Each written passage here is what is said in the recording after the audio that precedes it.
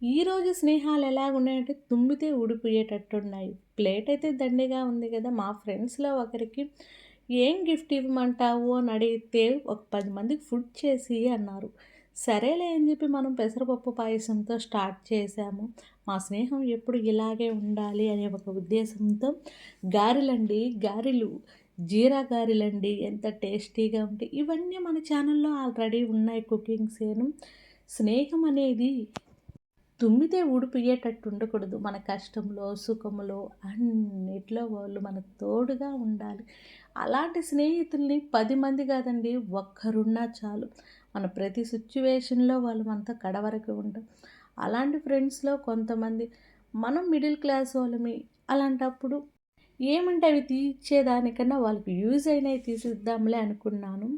ఇప్పుడైతే నేను పచ్చిమిర్చి పచ్చడి అయితే స్టార్ట్ చేశాను అని అడిగితే వాళ్ళేం చెప్పారు, "ఒక 10 మందికి ఫుడ్ చేసిమా" అన్నారు. ఇది మంచి ఐడియానే గదా!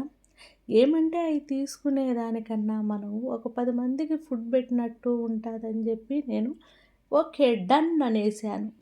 ఆ రోజైతే మ్యాక్సిమం అన్నీ రోట్లోనే రుబ్బానండి. ఇదైతే పండుమిర్చి పచ్చడనుకో, పచ్చిమిర్చి పచ్చడనుకో, ఏ పచ్చడైనా గూడా కమ్మంగా తయారు చేశాను. ఇప్పుడైతే మన రోట్లో మిరియాలు, జీలకర్ర, తెల్లగడ్డ నూరుతూ ఉన్నానంటే ఏమనుకుంటున్నాను, రసం పెడుతున్నాను. స్పైసీగా రసం పెడుతున్నాను. వేరే వాళ్ళకి మనం పెట్టేటప్పుడు ఎలా ఉండాలంటే ఆనెస్ట్‌గా ఉండాలి. ఏమంటారు? ఇప్పుడైతే మనం ఆల్రెడీ ఘీ మసాలా రైసు ఆసమ్‌గా చేస్తాం కాబట్టి దాంట్లోకి గోంగూర పుల్లగూర అయితే చేస్తూ ఉన్నాను. గోంగూర పుల్లగూర, ఘీ మసాలా రైసు మనం చేస్తే వేరే లెవెల్‌లో ఉంటాది. ఇప్పుడైతే పోపులో రోట్లో రుబ్బానండి. ఆనియన్స్ పైన వేసి దాని మీద కొంచెం పోపెత్తి వేసేసాను. ఏందంటే పెద్దవాళ్ళే కాబట్టి కమ్మంగా తింటారులే అనే యొక్క ఉద్దేశంతో. యాడైనా కారం గట్రా తక్కువయిందనుకోండి కొంచెం యాడ్ చేసుకోండి కటిక కారప్పొడి. పచ్చడైతే వేరే లెవెల్‌లో అయిపోయిందండి. ఇప్పుడు మళ్ళీ మసాలా పోపుకి వేస్తూ ఉంది. ఏందిరా అనుకుంటున్నారా? గోంగూర పుల్లగూరకండి. గోంగూర పుల్లగూర అయితే భలే అంటే భలే టేస్టీగా వచ్చింది ఆ రోజు. చాలా అంటే చాలా ఎవరికైనా పెట్టటం అంటే నాకు చాలా ఇష్టము. వాళ్ళు మనకి పెట్టినా పెట్టకపోయినా మనము మనదంతే. మనది అలాగే ఉండాలనుకుంటాను. ఇప్పుడైతే రసం అయితే స్పైసీగా ఉండే రసం అయితే పెట్టేస్తూ ఉన్నాను. ఇతరులు తింటూ ఉంటే ఆ ఫీల్ బావుంటాది. నాకు నచ్చుతది ఆ ఫీలు. అది మనం చేసాము మనం అని ప్రెజెంట్ చేసుకోవాల్సిన అవసరం లే. వీళ్ళ ఆలోచన మాత్రం నాకు బాగా అంటే బాగా నచ్చింది.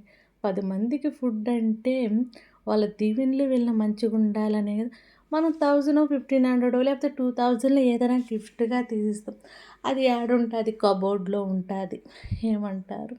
స్పైసీగా రసం గూడా తెలిపినాయి. ఇప్పుడైతే నేను ఘీ మసాలా రైస్ తయారు చేస్తూ ఉన్నాను. చూడండి మన ఘీ మసాలా రైస్‌కి ఆసమ్ టేస్ట్‌లో ఉంటది. అతి త్వరలో ఈ మసాలా రైస్ మాత్రం మన ఛానల్‌లో లేదు.